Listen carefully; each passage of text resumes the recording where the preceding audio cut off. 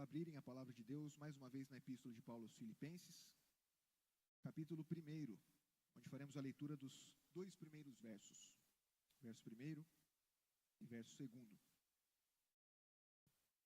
Epístola de Paulo aos Filipenses, capítulo 1. Nós concluímos uma série de exposições nas semanas anteriores sobre a exaltação de Cristo, falamos sobre sua ressurreição, ascensão, sobre o derramar do Espírito Santo e a vida na igreja. E agora nós vamos iniciar uma nova série de sermões na Epístola de Paulo aos Filipenses. Da mesma forma como nós expusemos toda a Epístola de Paulo a Tito, nosso objetivo é expor toda a Epístola de Paulo aos Filipenses sequencialmente. E hoje nós vamos começar com a saudação, o prefácio e a saudação à Epístola de Paulo aos Filipenses. Acompanhem com atenção a leitura da palavra do Senhor, que nos diz assim: Paulo e Timóteo, servos de Cristo Jesus, a todos os santos em Cristo Jesus, inclusive bispos e diáconos que vivem em Filipos. Graça e paz a vós outros, da parte de Deus, nosso Pai, e do Senhor Jesus Cristo. Até aqui a leitura da palavra do Senhor. Oremos mais uma vez. Senhor Deus, Pai Celestial, Tu és a fonte de toda luz, de todo conhecimento. Nós estamos, ó Pai, diante da Tua palavra. Estamos diante da Tua revelação a nós, revelação da Tua bondade, do Teu amor em Cristo Jesus.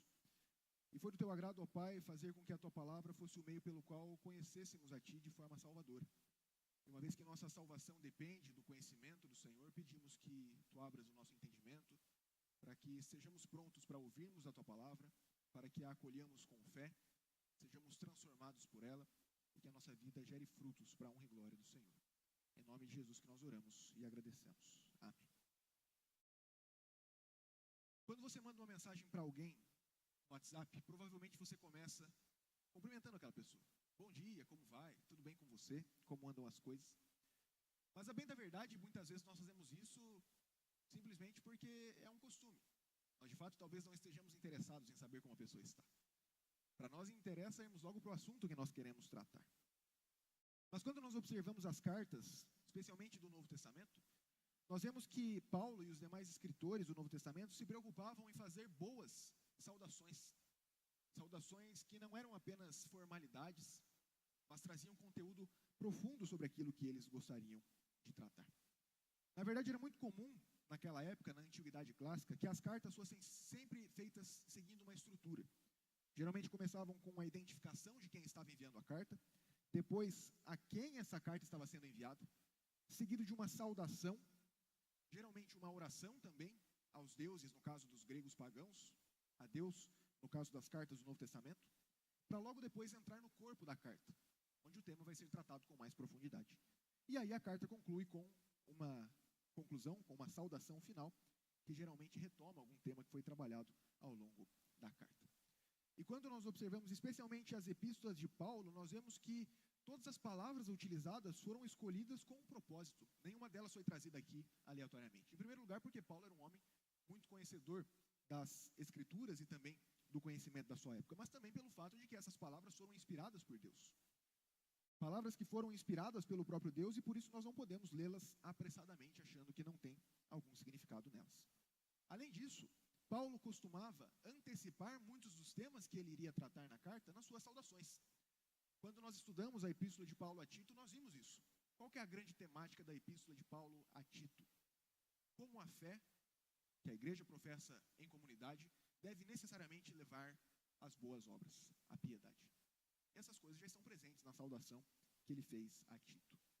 E como nós vamos observar aqui na carta aos Filipenses, ele faz a mesma coisa. Ele saúda aqueles irmãos e de alguma forma antecipa temas que serão tratados ao longo da carta, nos preparando para aquilo que nós vamos encontrar.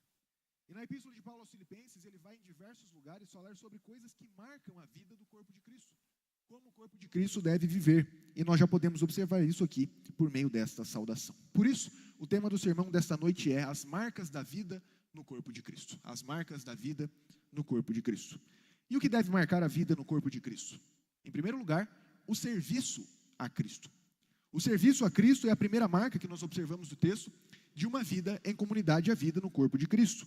Observe que Paulo começa identificando quem está enviando a carta. Paulo e Timóteo, servos de Cristo Jesus.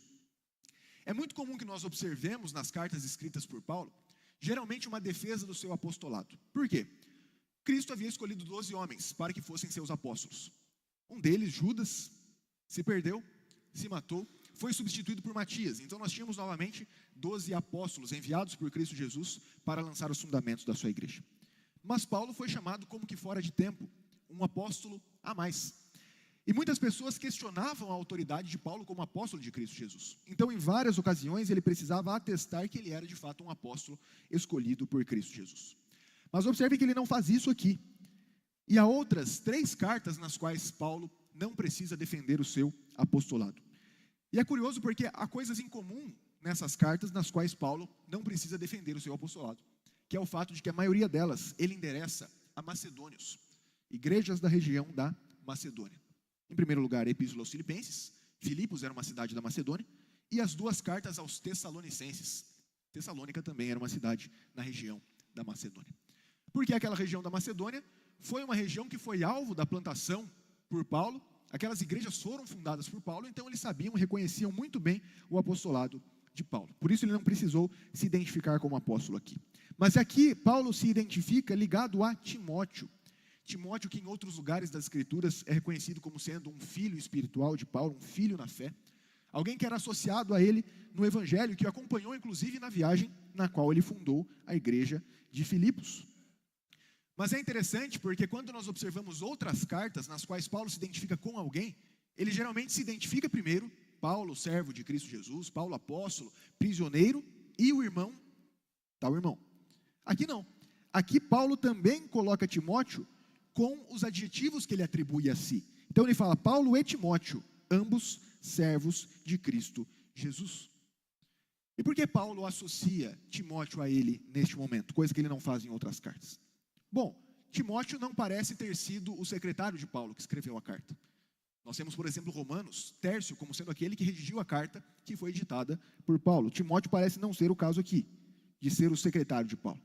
Timóteo também parecia não estar preso naquele período com Paulo. Paulo estava preso, provavelmente em Roma, mas Timóteo, ainda que talvez tivesse o visitado na prisão, não era alguém que estava preso com ele. Por que então Timóteo é associado com Paulo neste momento?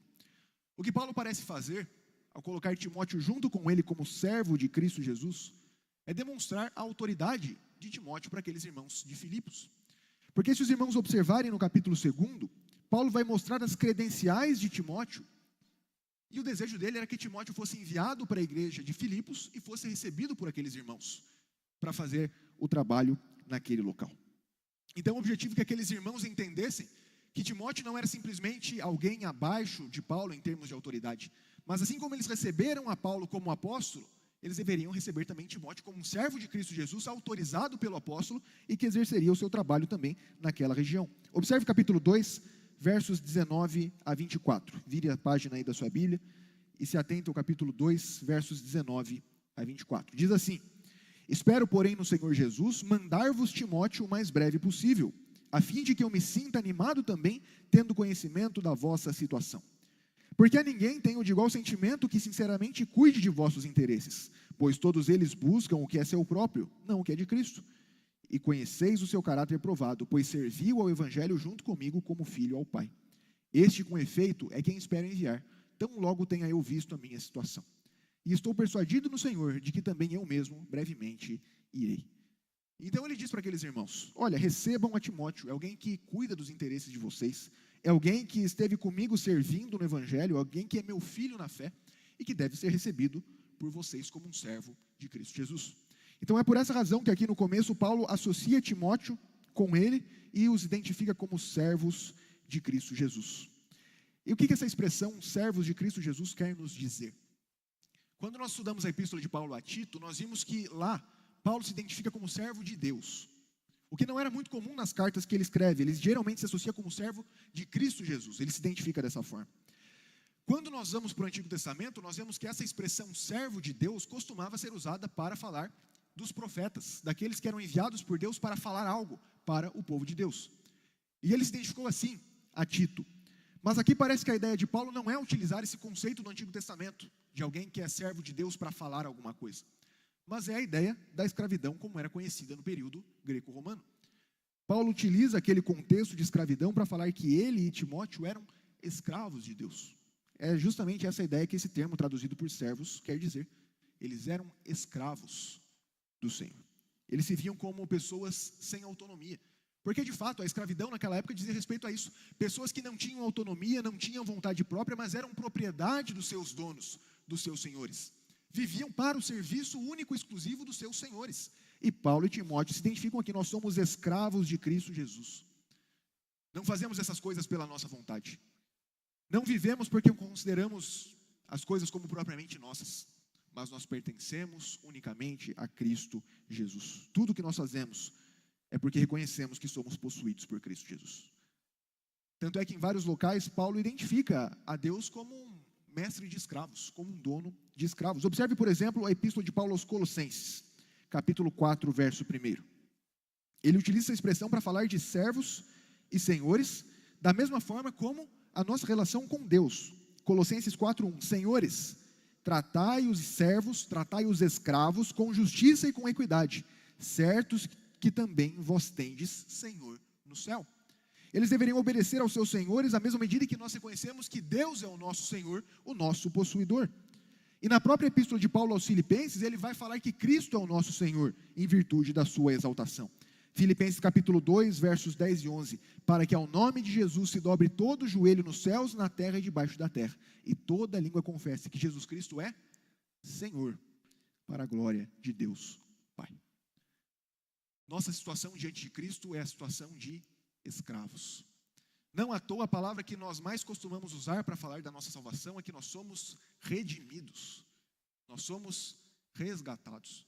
O que significa redenção no contexto bíblico? Significa ser comprado. Nós éramos escravos de outra pessoa, éramos escravos do pecado, dos nossos desejos carnais, de Satanás, mas Cristo então pelo seu sangue nos compra, nos tira da escravidão do pecado e nos transforma em seus escravos. Temos agora um Senhor que não é tirano, mas um bom Senhor, um Senhor que cuida de nós, que zela pela nossa vida. Então não existe outra opção para o homem a não ser um escravo, ou ser um escravo do pecado, ser escravo da carne, ser escravo do diabo, ou ser escravo de Cristo Jesus. Em qualquer um dos casos, nós vivemos para alguém, ou para satisfazer a carne e o pecado, ou para vivermos a vontade de Jesus Cristo. E o que Paulo mostra aqui é que tanto ele quanto Timóteo são inteiramente devotos ao Senhor.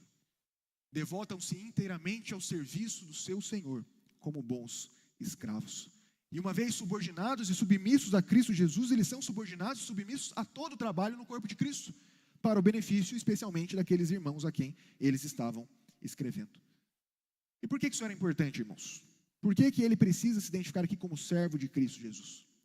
Nós vamos observar ao longo das exposições. A igreja de Filipos era uma igreja que tinha alguns problemas com relação ao serviço e à unidade. As pessoas preferiam viver para satisfazer seus próprios desejos e interesses ao invés de servir ao próximo.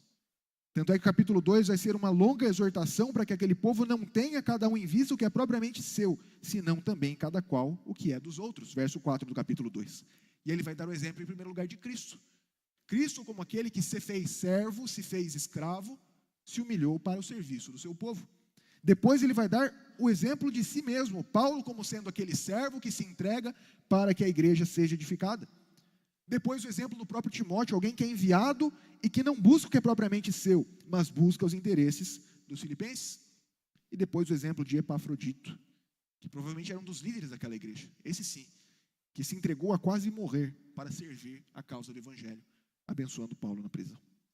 Eles precisavam aprender sobre submissão, sobre serviço, entender que eles não pertenciam a si mesmos, mas pertenciam a Cristo Jesus e, consequentemente, ao corpo de Cristo Jesus. Mas como você enxerga a sua relação com Deus? Como você enxerga a sua relação com o Pai? Será que você vê a Deus apenas como aquele que está à disposição para suprir suas necessidades mais básicas, físicas, materiais, seu desejo de autopromoção e sucesso? Ou você enxerga Deus como seu Senhor? Você enxerga Deus como seu possuidor, a ponto de não considerar sua vontade, mas antes considerar a vontade de Deus? Lembre-se, você só tem duas opções. Ou você é escravo dos seus pecados, da sua vontade, da carne, ou você é um escravo do Senhor. Que a sua escolha seja a da qual nós somos instruídos aqui no texto, de reconhecermos que nós somos escravos de um bom Senhor. um Senhor que cuida de nós. Um Senhor que deseja que nós vivamos para a sua vontade, porque sua vontade é boa, agradável e perfeita. Que você também não considere aquilo que é propriamente seu, mas considere sua vida como sendo inteiramente dedicada ao seu Senhor. O que então deve marcar a vida no corpo de Cristo? Em primeiro lugar, o serviço a Cristo. Somos servos, escravos de Cristo Jesus. Mas a segunda coisa que deve marcar a vida no corpo de Cristo é a união com Cristo. Nós somos unidos a Cristo Jesus e é isso que Paulo continua falando no primeiro verso. Logo depois de identificar a ele e Timóteo como sendo os remetentes da carta, ele identifica o destinatário: a todos os santos em Cristo Jesus que vivem em Filipos. Observe, irmãos, que na língua original, a ideia primeiro é explicar o destinatário em geral, os santos em Cristo Jesus que vivem em Filipos, e só depois nós temos a informação, bispos e diáconos, que nós vamos refletir mais tarde. Mas a primeira identificação que ele faz aqui é os santos em Cristo Jesus que vivem em Filipos, a todos os santos. E é importante que nós prestemos atenção nessa palavra todos que ele utiliza aqui, porque também não é comum que Paulo faça isso em outras cartas. Só uma outra carta no qual Paulo começa dizendo a todos os que recebem a carta, que é na sua saudação aos romanos. E se os irmãos se lembram, um dos problemas que vivia a igreja de Roma é que havia dissensão entre judeus e gentios. Aquela igreja sofria por causa desses dois grupos, especialmente com relação à liderança, mas Paulo os exorta para que vivam em unidade. E a mesma coisa acontece aqui. Além dos problemas de serviço que eles tinham problemas também de unidade. Nós podemos pensar, por exemplo, no caso de Evódia e Sintique, que não pensavam concordemente no Senhor. Então eles tinham um problema com relação à unidade. Então Paulo antecipa aqui essa ideia, mostrando que essa carta era destinada a todos os santos em Cristo Jesus daquela igreja, para que eles se vissem como um corpo unificado. Tanto é que essa palavra todos vai aparecer muito mais vezes ao longo da carta. Observe, capítulo 1, verso 7. Aliás, é justo que eu assim pense de todos vós. Agora observe o verso 8. Pois minha testemunha é Deus da saudade que tenho de todos vós. Verso 25. Convencido disso, estou certo de que ficarei e permanecerei com todos vós. Capítulo 2, verso 17. Entretanto, mesmo que eu seja oferecido por libação sobre sacrifício e serviço da vossa fé, alegro-me e com todos vós me congratulo. Mesma coisa o verso 26. Visto que ele tinha saudade de todos vós. E por fim, o capítulo 4, nos versos 21 a 23. Saudai cada um dos santos em Cristo Jesus.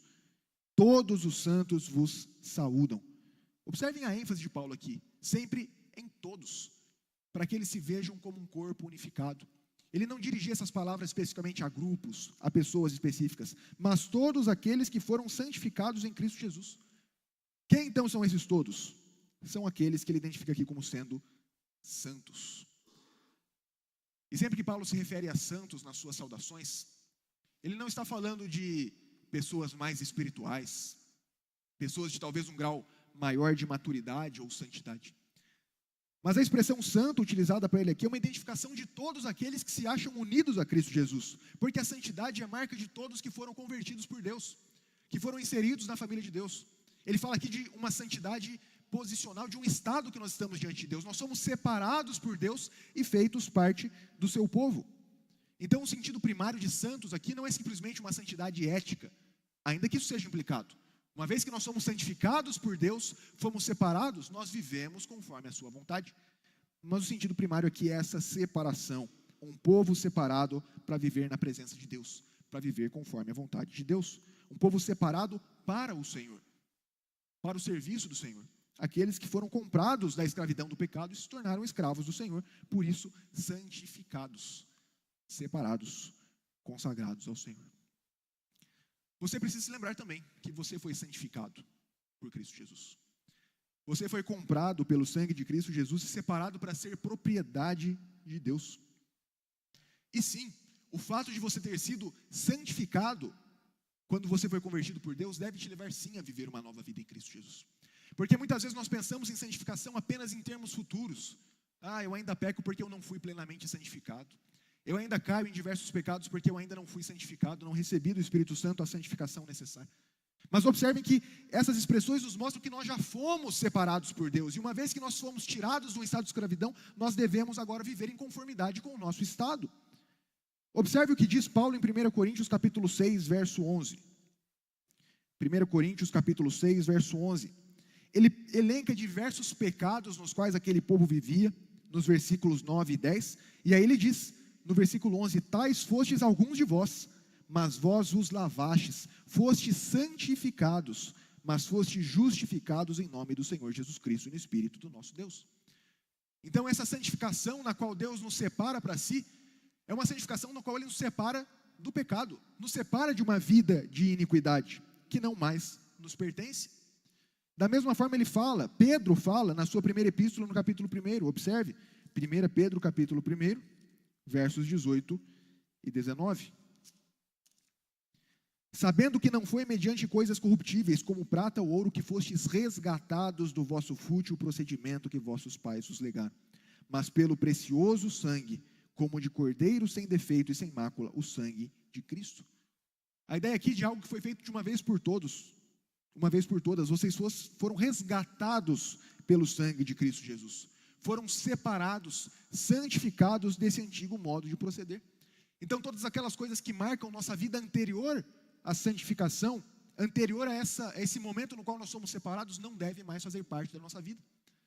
É bem verdade que na vida de santificação muitas vezes nós caímos e tropeçamos nesses erros, mas eles não devem ser cotidianos, não devem ser parte da nossa vida, porque o nosso velho homem foi crucificado com Cristo Jesus. Nós somos santificados, separados para Deus. Por isso viva não como escravo daquelas coisas das quais você foi resgatado, mas como escravo obediente de Cristo Jesus. Porque o texto diz que esses que são santos em Cristo Jesus. Essa expressão em Cristo Jesus modifica os santos. Não é simplesmente uma separação qualquer, mas é uma separação na qual nós somos incorporados em Cristo Jesus. Somos inseridos no seu corpo, como que um homem universal, no qual agora toda a igreja é colocada como vários membros de um grande corpo. Nós vimos isso quando expusemos Efésios capítulo 4. Ele é o cabeça de um grande corpo, nós somos seus membros. Fomos unidos a Ele e é nisso que consiste a vida cristã. Quando nós somos unidos a Cristo Jesus, nós recebemos as bênçãos que Ele conquistou pelos seus méritos. Fazemos parte do seu corpo. Mas essa igreja que foi santificada em Cristo Jesus, que é unida à grande igreja universal, de todos aqueles que foram eleitos por Deus, é uma igreja que é manifesta localmente. São aqueles que vivem em Filipos. Como eu disse, irmãos, Filipos era uma cidade da Macedônia. Macedônia ficava um pouco mais ao norte da Grécia. Naquele período era uma região consideravelmente pobre, mas que já havia sido o berço de um grande império anteriormente.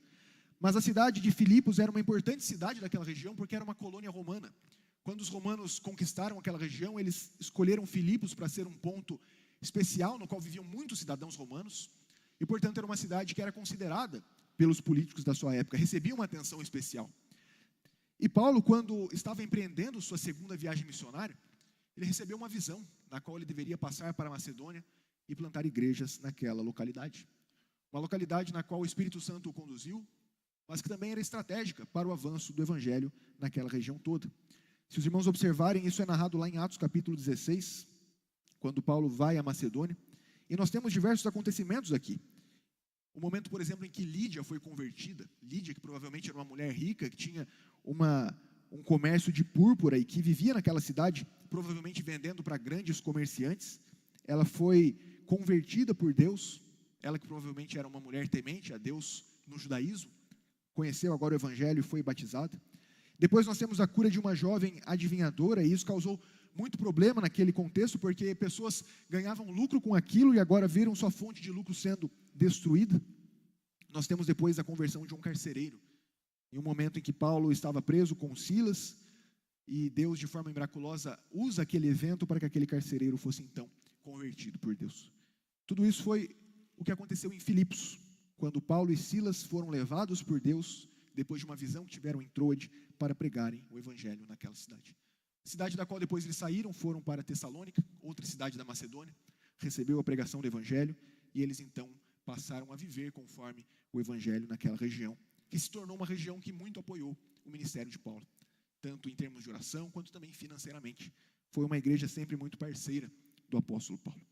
Mas basicamente o que Paulo está demonstrando aqui com essas expressões, é demonstrando que a união com Cristo Jesus, que uniu aquelas pessoas convertidas, faz com que agora eles se manifestem localmente naquela cidade, a cidade de Filipos. E a ênfase de Paulo trazida por essas expressões, nós vimos, é enfatizar a unidade no corpo de Cristo. O fato de que nós somos unidos a Cristo Jesus nos leva necessariamente a sermos unidos com os nossos irmãos, a manifestarmos essa união que é real, de forma concreta. Como nós vimos ao expormos Efésios capítulo 4, a unidade já existe em Cristo Jesus. Nós devemos nos esforçar para que ela seja demonstrada, manifestada. Porque uma vez que eu sou unido a Cristo Jesus, uma vez que meu irmão é unido a Cristo Jesus, eu também sou unido ao meu irmão. Em um corpo que cresce por meio da edificação mútua. Um corpo no qual as pessoas, por meio desse serviço do qual nós estamos falando, edifica-se mutuamente para que todos sejam conformados à imagem de Cristo Jesus. O que então marca a vida no corpo de Cristo? Em segundo lugar, a união com Cristo. A união com Cristo marca a vida no corpo de Cristo Jesus. Mas em terceiro lugar, aquilo que marca a vida no corpo de Cristo Jesus é o serviço ao corpo. Já falamos sobre o serviço a Deus, mas em terceiro lugar, nós vemos que o serviço ao corpo de Cristo marca essa vida em comunhão. Observe que além de falar que ele dirige essa carta a todos os santos em Cristo Jesus que vivem em Filipos, ele fala, inclusive bispos e diáconos. Algo que também não é comum que Paulo faça. Raramente Paulo identifica os líderes daquela igreja quando ele está endereçando a sua saudação inicial. E é interessante porque essas expressões, bispos e diáconos, não aparecem em listas de dons, como nós estudamos, por exemplo, em Efésios 4:11. Ele fala de apóstolos, profetas, evangelistas, pastores, mestres. Mas bispos e diáconos não são termos que aparecem nessas listas. Porque esses termos não são propriamente designações de dons, mas são designações de ofícios, encargos que são instituídos na comunidade da igreja visando a edificação do povo de Deus. Pessoas foram chamadas para o desempenho de uma função administrativa particular. E observe que as expressões são trazidas aqui de forma coletiva, no plural. Ele fala de bispos coletivamente, um colegiado de bispos. Da mesma forma, um colegiado de diáconos. Não havia um bispo que governava ou comandava aquela igreja ou aquela região, mas havia bispos e havia diáconos que trabalhavam para a edificação da igreja. Mas o que é um bispo? A expressão que aqui é traduzida como bispo aparece em outros lugares como sendo o episcopo. Episcopo é aquele que supervisiona, aquele que olha por cima. É literalmente essa a ideia que o texto quer nos passar.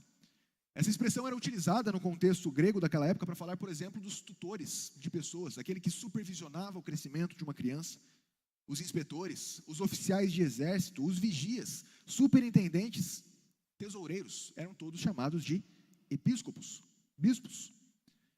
Inclusive a tradução grega do Antigo Testamento usa essas expressões para falar de outros cargos. Por exemplo, em Números capítulo 4, verso 16. Observe o que acontece em Números 4, 16.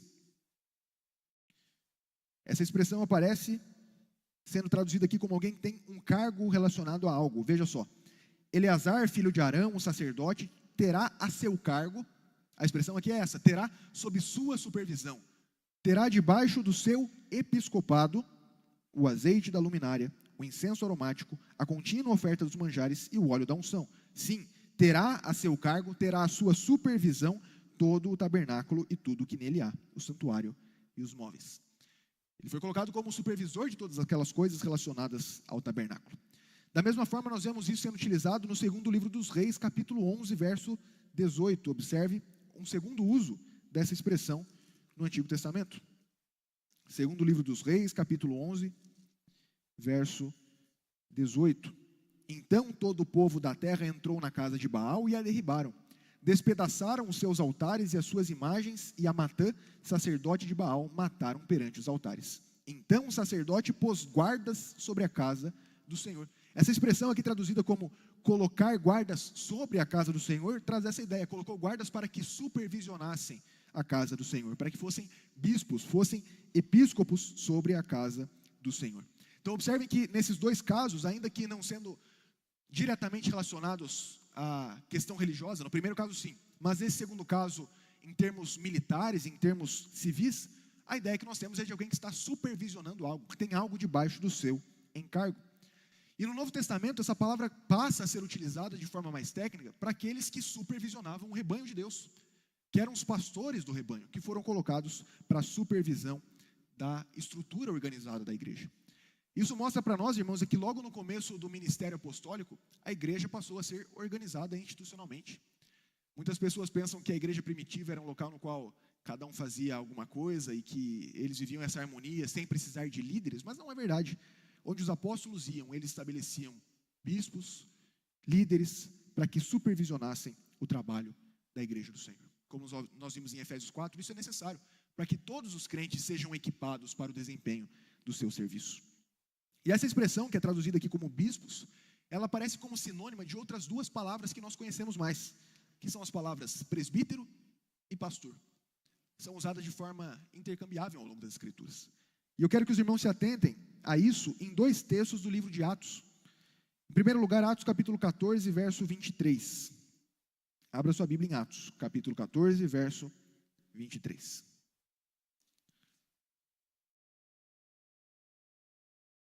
Lá em Atos 14, verso 23, nós temos aquilo que os apóstolos faziam quando eles chegavam nas igrejas que eles estabeleciam. O texto diz: e promovendo-lhes em cada igreja a eleição de presbíteros, depois de orar com Jesus, com jejuns, os encomendaram ao Senhor em quem haviam crido. Então, o costume dos apóstolos era, nas igrejas em que eles passavam, estabelecer presbíteros, um colégio de pessoas que deveriam administrar o rebanho de Deus naquele lugar.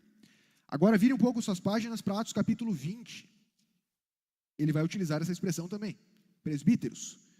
Atos capítulo 20, verso 17.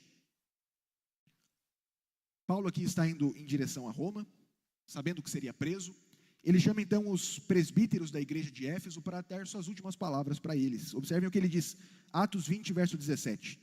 De Mileto mandou a Éfeso chamar os presbíteros da igreja. Aí ele começa a falar com os presbíteros. Agora observe o que ele diz no verso 28.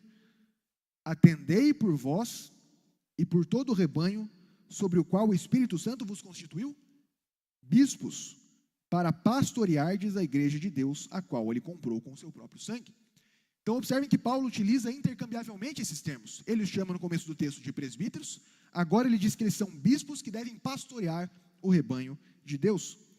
Então a ideia que nós temos aqui é que os apóstolos estabeleciam um colegiado de bispos, um colegiado de presbíteros, para que eles então governassem ou supervisionassem o trabalho em determinada localidade. São os oficiais que são estabelecidos para isso, para supervisionar o trabalho.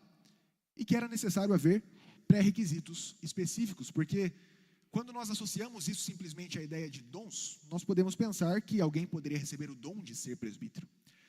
Só que observem que todo o Novo Testamento enfatiza que para que alguém exerça o presbiterato ou oficialato nesse sentido, é necessário cumprir uma série de pré-requisitos. Quando nós vamos para 1 Timóteo capítulo 3, ele diz no primeiro verso que se alguém almeja o episcopado, alguém almeja ser um bispo, ele faz uma coisa excelente, mas é necessário que ele cumpra uma série de requisitos que são imprescindíveis, fundamentais para o exercício disso.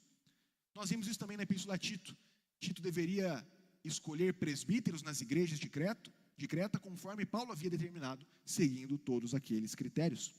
Então, é um ofício para o qual era necessário haver uma série de requisitos sendo cumpridos.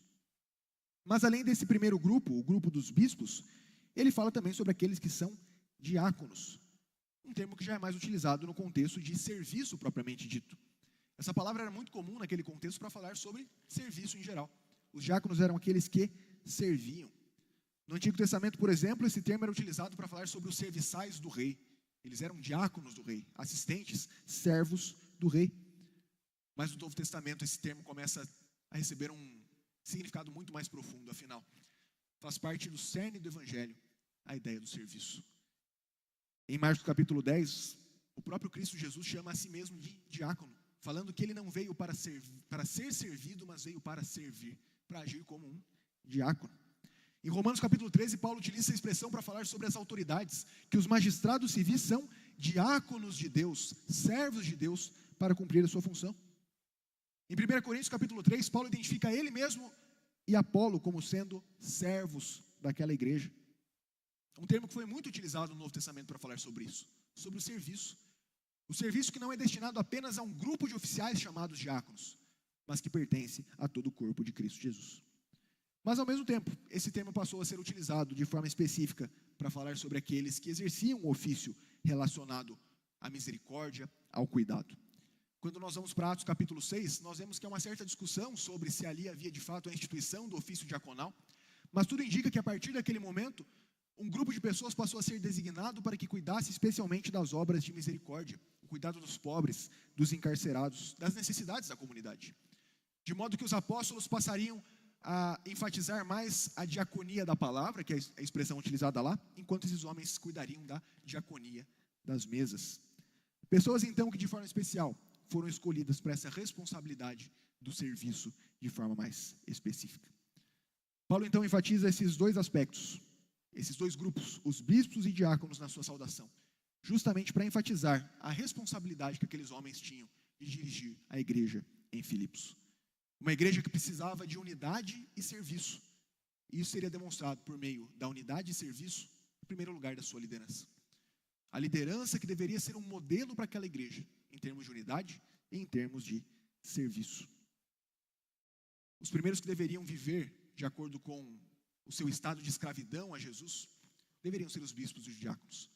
E uma vez que eles vivessem essa vida de serviço e unidade, a igreja também seria capacitada, seria equipada para que ela desempenhasse esse serviço que é destinado a todos os santos. Porque, de fato, não é apenas aos bispos, apenas aos diáconos, que é designada a responsabilidade de servir. Como nós vimos em Efésios 4, inclusive a expressão que é utilizada lá é justamente essa, que os líderes têm como função equipar os santos para que eles desempenhem a diaconia. Esse é o termo que nós vimos lá em Efésios 4. Todo cristão é chamado a servir, porque todo cristão é um escravo de Cristo Jesus. Então observe essa realidade na sua vida, de que uma vez que você é servo de Cristo Jesus, você se torna também um servo do seu corpo. Uma vez que você reconhece que você é um escravo de Cristo Jesus e que pertence unicamente a Ele, você é levado a servir o seu próximo, que também é unido a Cristo Jesus. A escravidão a Cristo Jesus não é vivenciada da forma como nós imaginamos, da forma como nós pensamos que é melhor para a nossa satisfação, mas ela é necessariamente vivida no contexto do corpo de Cristo. Cristo nos chama para vivermos a escravidão a Ele no contexto do corpo de Cristo. Uma responsabilidade a mais, uma responsabilidade especial sobre os oficiais. Mas todo cristão é chamado para o serviço do corpo de Cristo. O que então deve marcar a vida no corpo de Cristo? Em terceiro lugar, o serviço ao corpo de Cristo. Mas em quarto e último lugar, aquilo que deve marcar a vida do corpo de Cristo é o desfrute da salvação. Observe o verso de número 2. Paulo termina dizendo: graça e paz a vós outros da parte de Deus nosso Pai e do Senhor Jesus Cristo. O último momento da sua saudação é um rogo de graça e paz, que não era simplesmente protocolar para Paulo, era o desejo sincero para aqueles irmãos. E aqui é interessante porque Paulo utiliza essa expressão graça como que adaptando uma saudação que era comum naquela época. Os gentios utilizavam uma palavra muito parecida na língua original, que no nosso Novo Testamento costuma ser traduzida como salve, saúde. Se você depois quiser observar o livro de Atos, capítulo 23, verso 26, essa expressão aparece. O texto diz que Paulo saúda aquele magistrado a quem ele estava conversando. Mas Paulo utiliza uma expressão muito parecida, mas com uma nuance mais cristã, que é graça. Ele roga graça para aqueles irmãos. Por quê? Porque a relação que aqueles irmãos nutriam com Paulo era baseada na graça, em primeiro lugar, que Deus concedeu a eles. Deus se mostrou gracioso com o seu povo, um povo que não merecia nada, mas foi amado por Deus, recebeu um favor imerecido da sua parte, e por isso é abençoado com graça. Por isso Paulo diz que o desejo sincero dele é que a graça de Deus seja sobre eles. Deus agora está em favor deles. Eles que antes eram inimigos de Deus, agora são agraciados por Deus.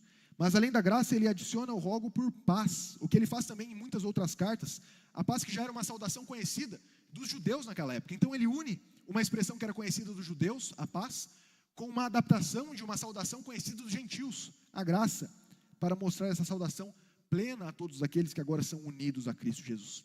E observem, irmãos, que a paz no contexto judaico não dizia respeito simplesmente a uma ausência de guerra, uma ausência de conflitos, ou talvez um estado de paz interior, mas era uma paz completa, garantida pelo Senhor. Era uma paz que envolvia, em primeiro lugar, pacificação com Deus, porque nós éramos inimigos de Deus, mas Deus nos reconcilia com Ele por causa de Cristo Jesus, mas nos reconcilia também com os nossos irmãos, na verdade, com toda a criação. Esse é o propósito de Deus. A paz pretendida pelo Senhor é uma paz universal, desfrutada naquilo que nós chamamos de um mandato espiritual, a nossa relação com Deus, o mandato social, nossa relação uns com os outros, e o mandato cultural, nossa relação com toda a criação.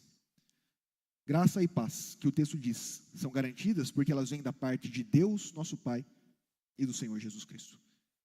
Deus que, por seu cuidado paternal, nos garante a graça, nos garante a paz, justamente porque nós somos feitos filhos de Deus pela fé, mas também do Senhor Jesus Cristo.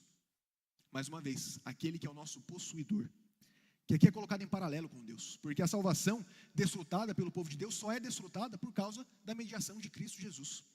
Toda a Trindade está envolvida em aplicar em nós a redenção, planejada por Deus, efetuada por Cristo Jesus e aplicada diretamente a nós pelo seu Santo Espírito, mas que só é possível por causa da nossa união com Cristo. Como nós vimos, aquilo que marca a nossa vida cristã é o fato de que nós somos enxertados em Cristo Jesus. E Ele, de forma vital, de forma mística, nos garante os benefícios e méritos da sua salvação, a saber, graça e paz, uma vez que somos unidos àquele que nos possui. Deus concede a nós uma salvação plena. Uma salvação que não diz respeito apenas à nossa vida conosco mesmo. Ele não veio simplesmente para nos trazer uma paz de consciência, nos fazer viver uma vida em que nós estamos em paz conosco mesmo. Mas Ele nos dá uma salvação completa, que muda a nossa relação com Deus, com quem nós éramos inimigos. Muda a nossa relação com o nosso próximo, que também eram os nossos inimigos. E muda a nossa relação com toda a criação. Na esperança do dia em que, com o retorno de Cristo Jesus, todas as coisas serão redimidas e o seu reino será consumado. E aí sim, desfrutaremos da plenitude dessa paz na presença de Jesus Cristo. O que então deve marcar a vida no corpo de Cristo? Em quarto e último lugar, o desfrute da salvação.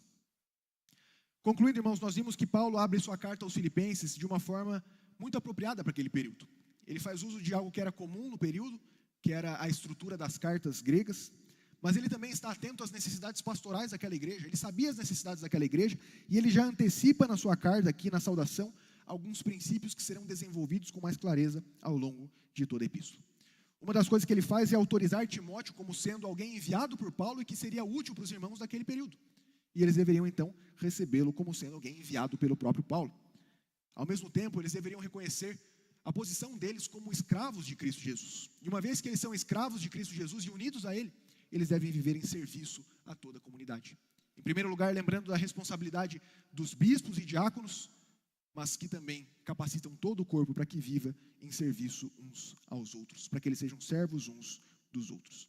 E por fim, ele conclui com sua saudação, com sua graça e paz que vem da parte de Deus o Pai e do nosso Senhor Jesus Cristo.